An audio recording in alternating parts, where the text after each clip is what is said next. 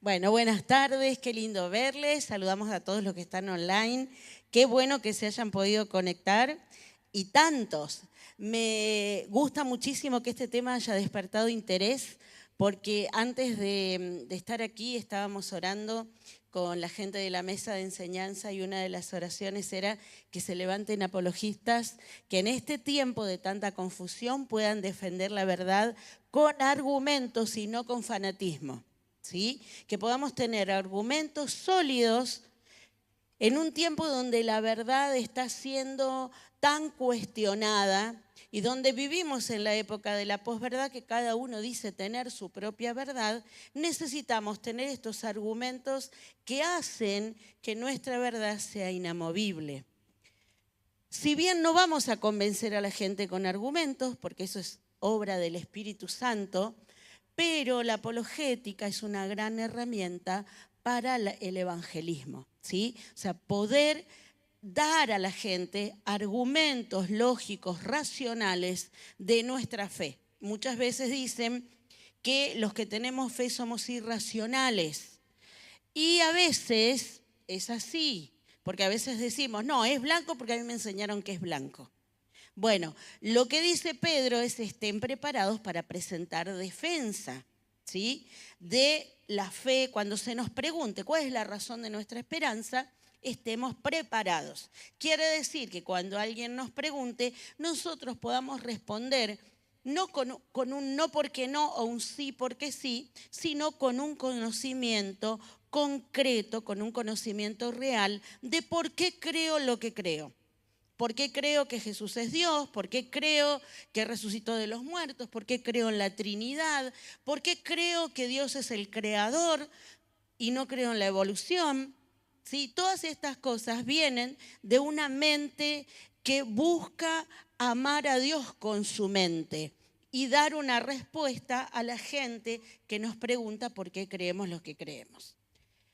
Bien, dicho esto, les quiero hacer una pregunta. ¿Cuánto les pasó que les toque timbre un testigo de Jehová?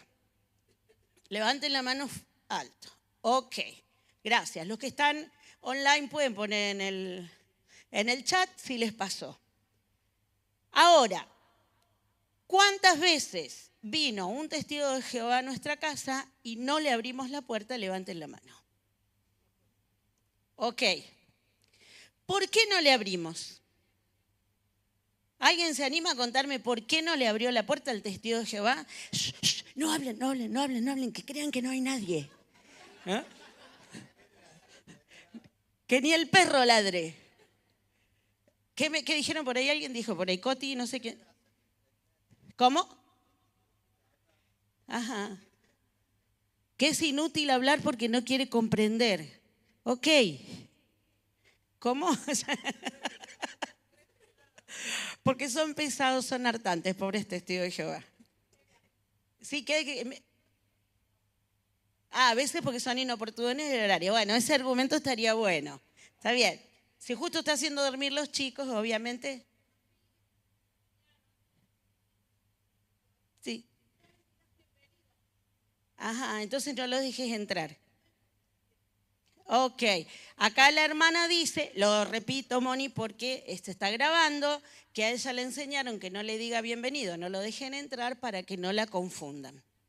Ahora, fíjense, vamos a ser totalmente honestos. ¿No hay como un vestigio de temor de no saber qué contestar? Porque esto que me digan que no me van a que me van a confundir, estoy tácitamente diciendo que no tengo el argumento para refutar las cosas que ellos me digan.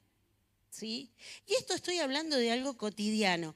Ahora, si bien pueden ser inoportunos, obtusos, muy metidos en sus razones y argumentos, es una oportunidad tremenda para predicarle el Evangelio, porque los tenemos sentados ahí, en el living de nuestra casa, prácticamente como rehenes que nos tienen que escuchar. Díganme si no es una oportunidad, porque el Señor no nos dijo que convirtiéramos gente, sino que les predicáramos el Evangelio. Entonces, si lo tengo ahí sentado, cautivo en el living de mi casa, ¿qué oportunidad de predicarle el Evangelio? ¿Por qué voy a tener miedo de dejarlo entrar? A no ser que yo tenga temor de no tener los argumentos. Entonces, ¿se dan cuenta que necesitamos conocer nuestra fe? Uno de los argumentos que nos va a decir, por ejemplo, un testigo de Jehová, es que nuestra Biblia está mal traducida y que la única traducción verdadera es la que ellos tienen. ¿Y cómo defiendo que mi traducción es fidedigna? ¿Qué argumentos tengo para decir, no, la Biblia la que yo creo es una Biblia verdadera? ¿Sí? O cuando me dicen que Jesús no es Dios, de esto nos va a estar hablando Ezequiel dentro de un rato. ¿Qué argumentos tengo para defender la deidad de Cristo? ¿Sí? ¿Qué argumentos tengo contra un musulmán que me dice que Jesús fue un profeta, pero no fue Dios, que Mahoma es más importante que Jesús? Y muchos de esos argumentos están en la Biblia.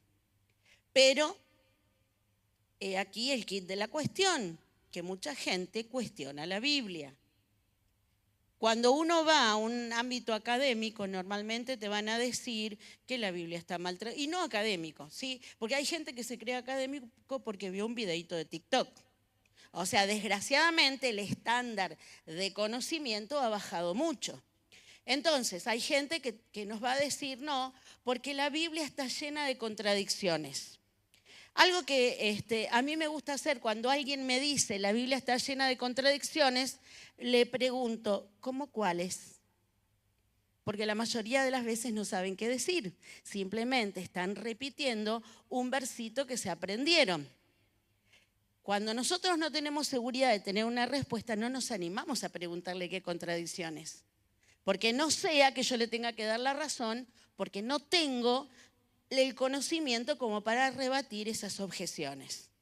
¿Sí? Ahora, cuando nosotros nos ponemos a charlar con una persona, por ejemplo, lo que Nico hablaba de estos argumentos, se da mucho para hablar en el ámbito universitario, por ejemplo. ¿Sí? Ahora, ¿por qué le discuto? ¿O por qué entro en esta conversación? No lo hago para tener la razón, sino para que Cristo sea exaltado, para que sea conocido y para allanar el camino para que la persona conozca a Cristo. Hoy vamos a hablar acerca de la veracidad de las Escrituras.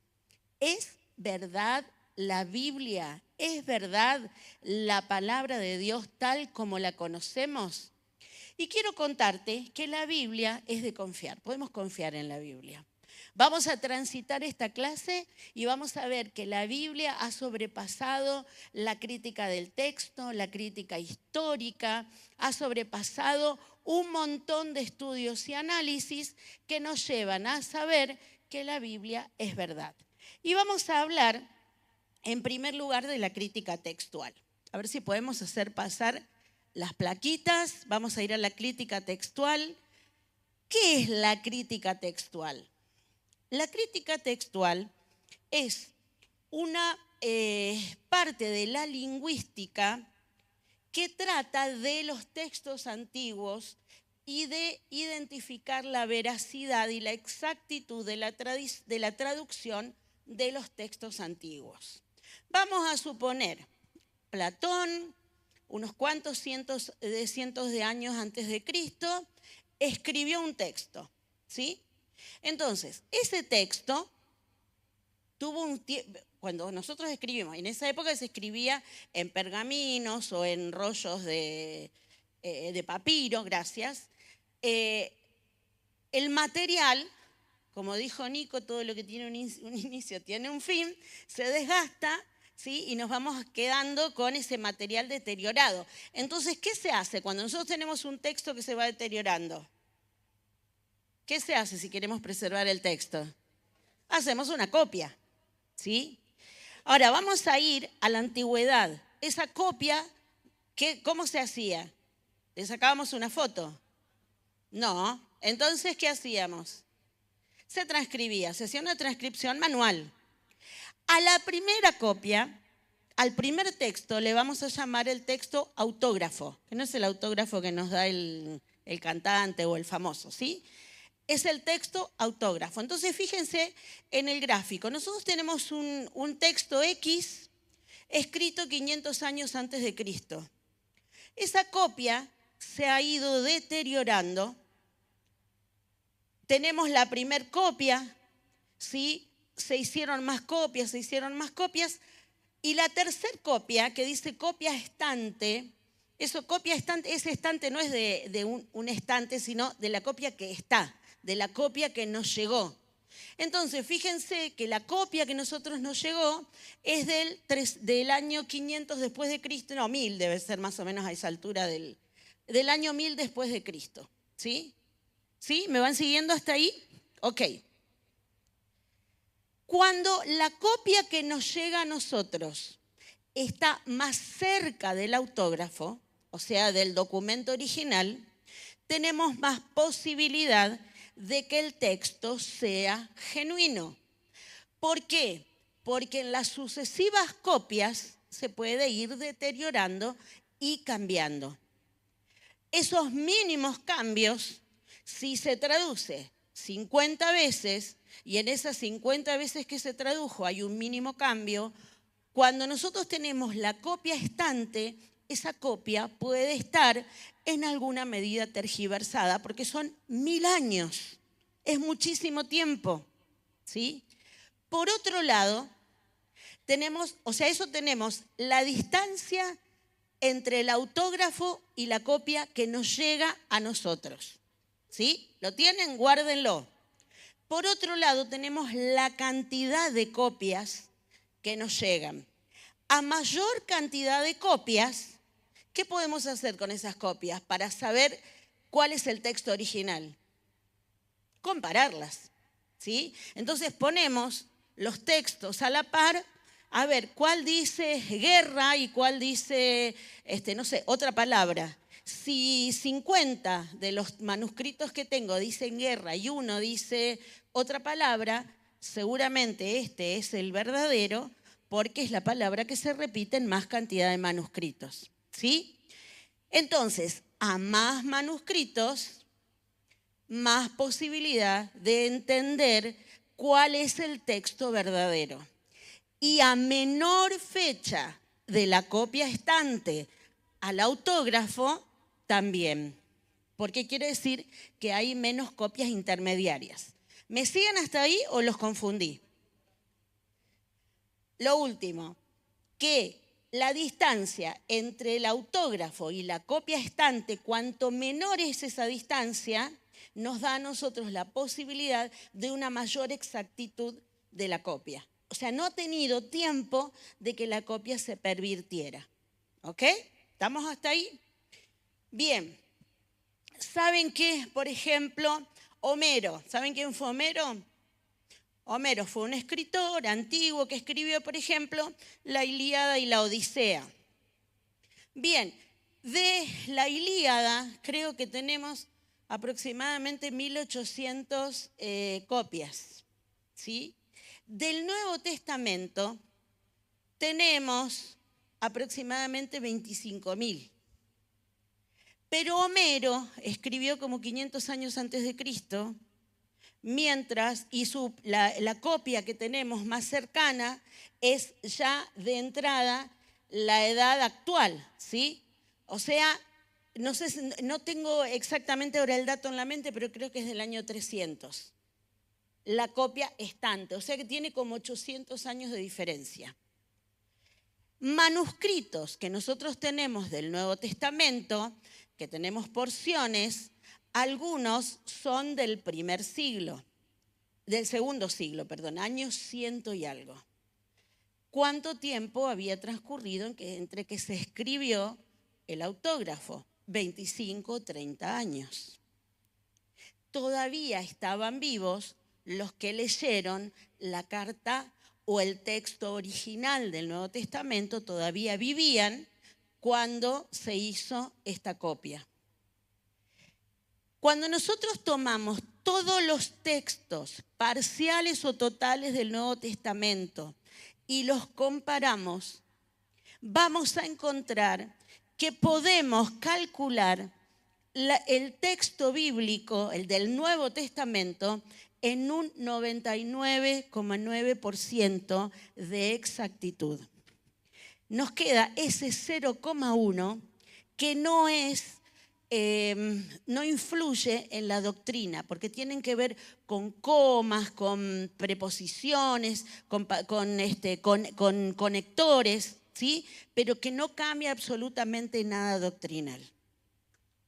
Entonces, si creemos realmente en los textos de Platón, de Aristóteles, de Homero, de no sé quién más, tenemos muchísimas más razones para creer que el texto de la Biblia no ha sido adulterado. Cuando te digan que el texto bíblico ha sido adulterado, decile la crítica textual, que es una disciplina filosófica y lingüística, dice lo contrario. Porque según las normas para la interpretación de los textos, la Biblia tiene exactitud. Ahora, yo estoy hablando del Nuevo Testamento. ¿Qué pasa con el Antiguo Testamento? Dios es tan sabio que hizo que los escribas del Antiguo Testamento fueran muy celosos. Seguramente en algún lado en la iglesia te enseñaron que los escribas, cuando tenían que escribir el nombre de Dios, usaban una pluma nueva. Si se equivocaban, así sea en un punto, rompían todo el papiro y lo escribían de vuelta. O sea, un celo impresionante por conservar el texto tal cual lo habían recibido. ¿Sí? El texto más antiguo que nosotros teníamos de la Tanaj, del Antiguo Testamento, era un texto denominado texto masorético, que es de aproximadamente entre el año 900 y 1000 de nuestra era. O sea, vamos a suponer, Isaías escribió 600 años antes de Cristo, este texto masorético distaba 1600 años. Y uno puede decir, bueno, en 1600 años, tantas copias en el medio, tantas cosas pueden pasar, tantas cosas se pueden equivocar, ¿sí? Es probable que este texto esté corrompido. Esa era la idea que tenían muchos y decían, no, este texto debe estar corrompido. Hasta que, gracias a Dios por la arqueología, se descubrieron en unas cuevas cerca del Mar Muerto, en un desierto, las famosas cuevas de Qumran. ¿Han escuchado hablar de los manuscritos de Qumran? ¿Qué son? Hay una zona desértica, pero con montañas, que tiene muchas cuevas. Un día un pastorcito estaba buscando una oveja, una cabra, mejor dicho, y estaba tirando piedras a ver si la cabra andaba por ahí. Vieron que las cabras trepan.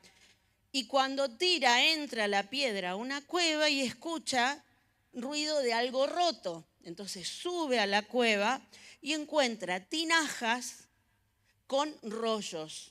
¿Sí? En esa época se escribían rollos y estaban los rollos en las tinajas. Esa zona es tan seca que se preservaron muchísimos de esos manuscritos de manera perfecta. El rollo, uno de los rollos que más perfecto está, es el del libro de Isaías. Cuando uno compara el texto del libro de Isaías, esto es anterior a Cristo, ¿sí? Estos textos son anteriores a Cristo, muchos de ellos. Cuando uno compara el texto del libro de Isaías con el texto de Isaías, del texto masorético, ¿se acuerdan que les dije? El texto masorético de 900 o 1000 después de Cristo, ¿sí? No hay ninguna variación. El texto es exacto. O sea, que una diferencia de tiempo de unos 1200 años no habían afectado el texto. ¿Por qué? Por el celo de los escribas judíos. Entonces, tenemos el texto del Antiguo Testamento sujeto al celo de los escribas judíos y tenemos el Nuevo Testamento donde por la crítica textual podemos decir fehacientemente que la Biblia no ha sido adulterada y que el texto que nosotros tenemos es fidedigno al autógrafo, ¿sí? Al que escribieron originalmente. Entonces, cuando nos digan que la Biblia está adulterada, ustedes ya tienen argumento. Anoten el argumento y le dicen, no es cierto, por esto y por esto. ¿Ok? Después les pregunto a ver si se lo aprendieron, ¿no? Otra razón, ¿me quedan 9 minutos? ¿Esto es lo que me queda? Bueno, lo de las profecías cumplidas. Cuando uno ve toda la cantidad de profecías cumplidas, uno no puede decir menos que esto es verdad.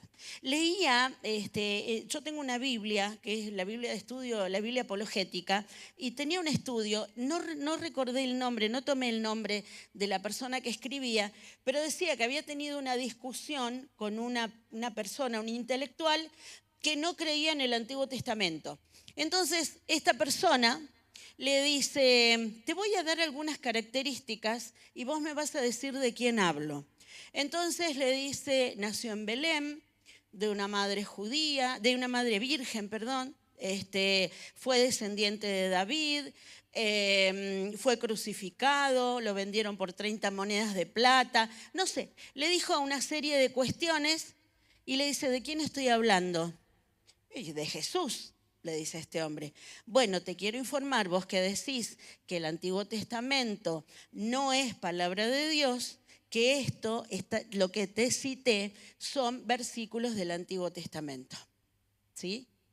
Cuando uno mira todas las profecías cumplidas no solo en Cristo, sino todas las profecías cumplidas en general.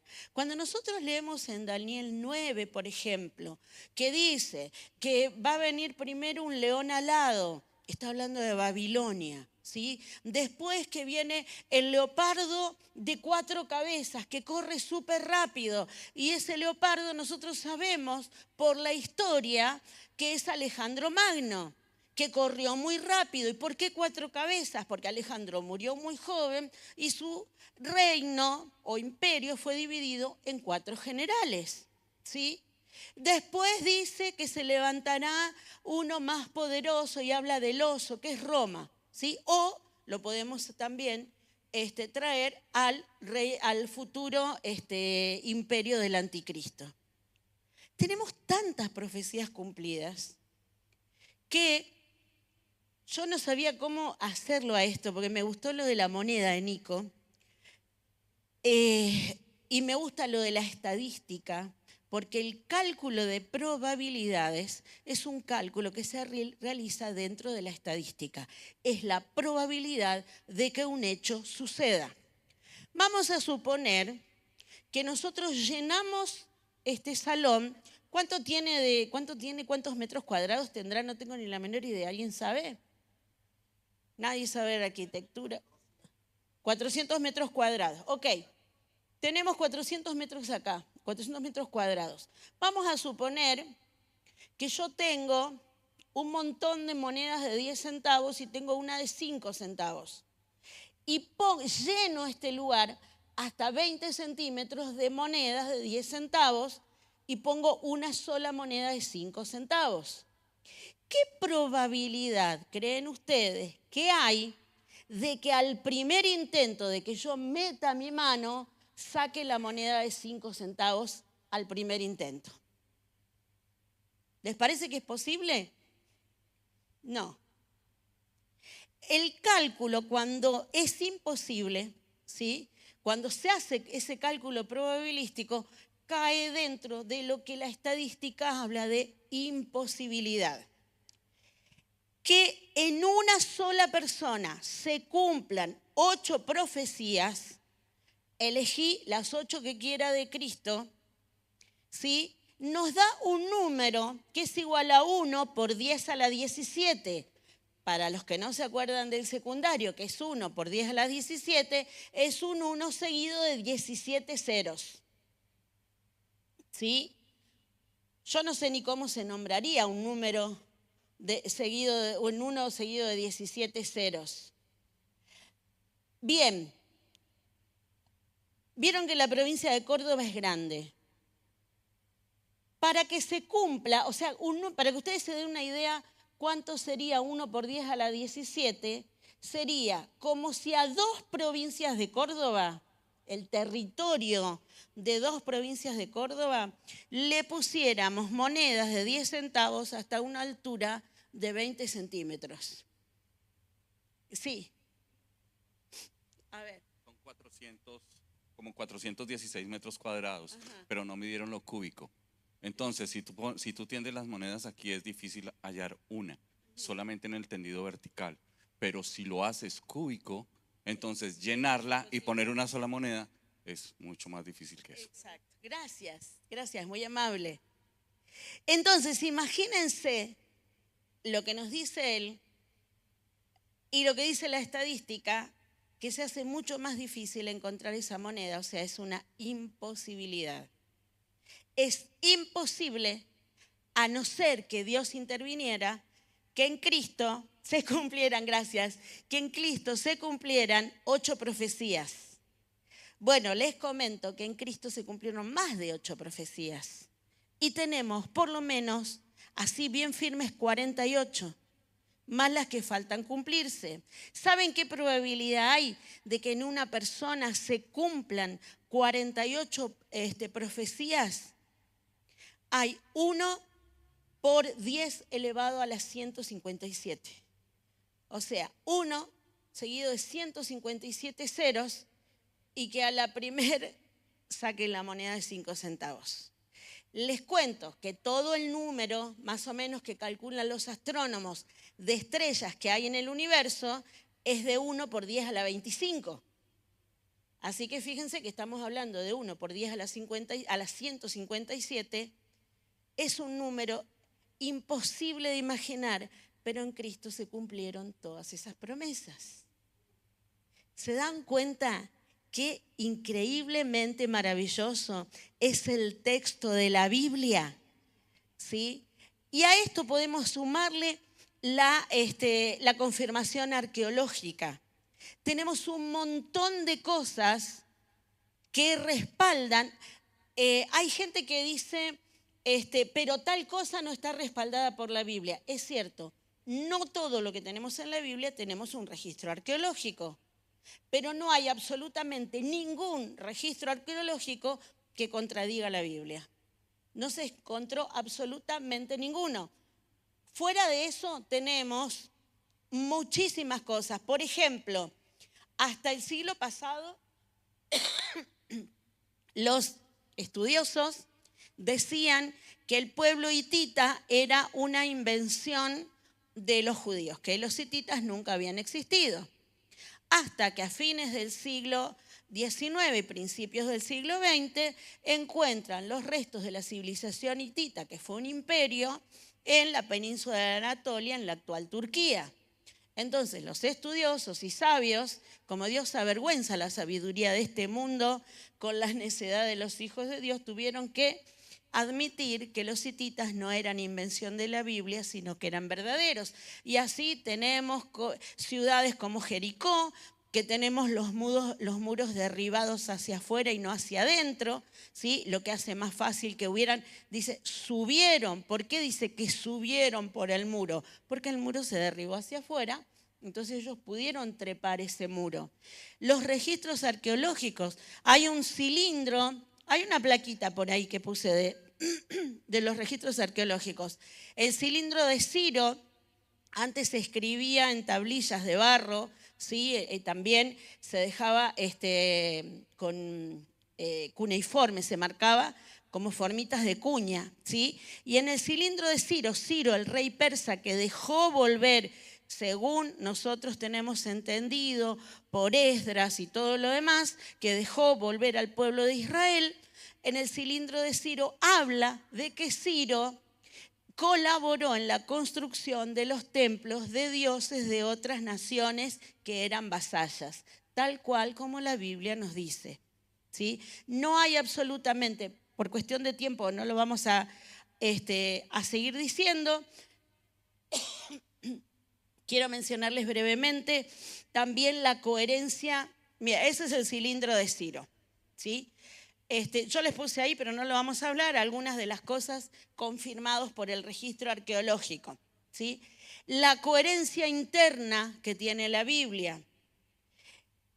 Hace un tiempo lo escuché a Nico hablar de que eran los... ¿Qué saga era de estas de películas? De Marvel. El universo Marvel, ¿cuántas películas tiene? Como 40 películas, y ya se está viendo en problemas de que se están contradiciendo una historia con la otra.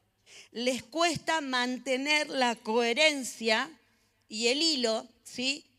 ¿Y cuándo empezó? La primera película, no sé, fue del 2010, no sé, no tengo ni idea, pero no tiene mucho tiempo.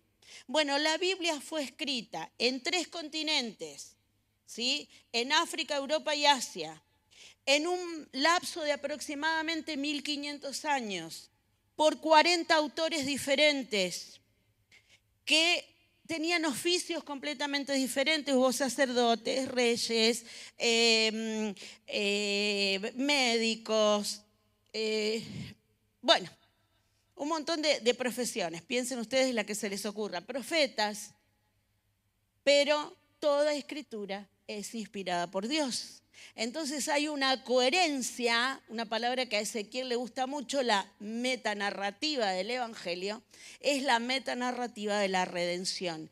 Cristo desde el principio hasta el fin, sin contradicción. Y esta gente no se puso de acuerdo para escribir, pero hay un autor que es el Espíritu Santo. Y por último, pero no menos importante, es la transformación de las vidas que nos hace ver que la palabra de Dios contenida en las Escrituras es viva y eficaz. Yo les quiero contar un breve testimonio de una casi familiar mía, mi consuegra, la mamá de mi nuera Sara. Ella es iraní, Sara se convirtió y se convirtió en Alemania, volvió a Irán, toda su familia musulmana, musulmanos tradicionales que hacían las oraciones cotidianas, o sea, ponen la alfombrita y hacen las oraciones. Ella le estuvo hablando de Jesús, pero su mamá no se convirtió de inmediato. Ahora un día su mamá estaba orando, haciendo la oración de los musulmanes, orando a Alá, y escuchó una voz que le dijo: yo soy el camino, la verdad y la vida. Ella se espantó al oír esa voz y salió corriendo y le dijo a Sara: Sara, estaba orando y una voz me dijo: yo soy el camino, la verdad y la vida. Entonces Sara se largó a llorar, le buscó la Biblia y le dice: mamá, son las palabras de Jesús. Y ese día la mamá de Sara se convirtió, transformada por la palabra de Dios. Si nos quedan dudas,